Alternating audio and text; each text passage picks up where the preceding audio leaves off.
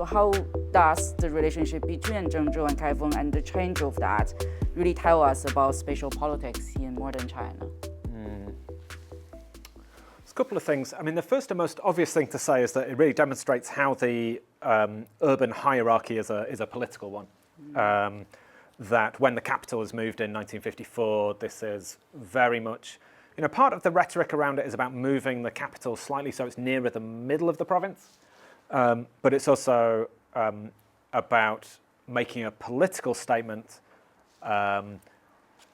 really condemning Kaifeng as a, backward, a city of luxury, a city of consumption, a city of kind of Fengjian, feudal, old feudal city, an old capital, and moving it to a more proletarian industrial centre.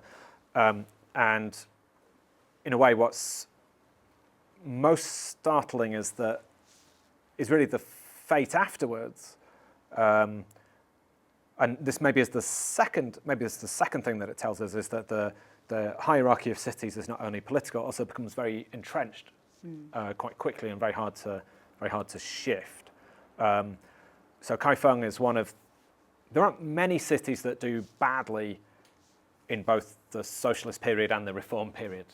But this is one of them, where there's a city that's first being criticised for not being proletarian enough is then criticised for not being entrepreneurial enough, or not being capitalist enough.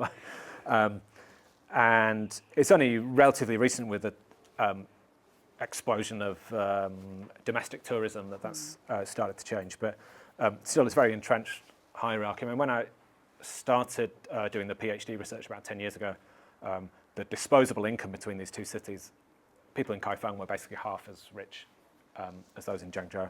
That's changed now, partly because of the incredibly rapid growth of housing costs, as in lots of provincial capitals, but it's still very striking. The third thing it makes me think about is this question about, and this is another thing that I was too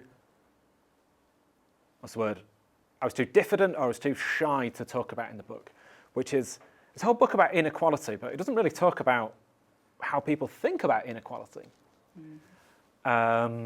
And what the cultural aspects of this are. And a couple of people who've read the book have emailed me to make this point. Like, do people care? Does it matter? In what sense has inequality been internalized or naturalized? And this is maybe an example that's got me thinking about that recently, which is it's now 70 years since the provincial capital was moved in Henan province. But from talking to people in Kaifeng, and maybe it's skewed because I mostly talk to historians, but there is a sense that the reduced status of the city has been kind of internalized, but not exactly naturalized, in the sense that this is very sort of amateurish, but this sense that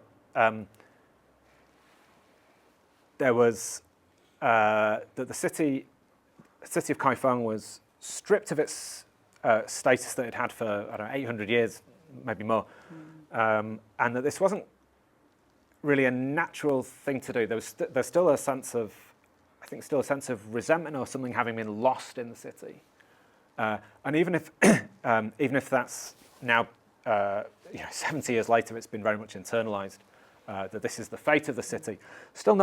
People still, I think, certainly older people in the city still aren't completely happy with it, still not completely naturalized as how things should be. So maybe that's a kind of snapshot of the sense that in lots of, this is very sort of pop sociology, but lots of international comparative studies of inequality show that people in China are perhaps a bit more relaxed about inequality than other places. It depends whether you're asking about income or asking about wealth. Depends whether you're asking about inequality due to look or inequality due to performance or merit. It really, I think it depends how you're asking the question. And I think asking questions about inequality in China often has a sort of whiff of political extremism or cultural revolution about it. I think it's a very difficult thing to test. And all sorts of people have come up with different suggestions of this. But I think this maybe points to an example where there's certainly awareness of inequality and unfairness, but and this is something that people in 𝗘𝗃𝗁 have learned to live with and things, and in the tourist sector have learned to embrace the rich past of the history, but still not maybe entirely comfortable with living with it. Yeah.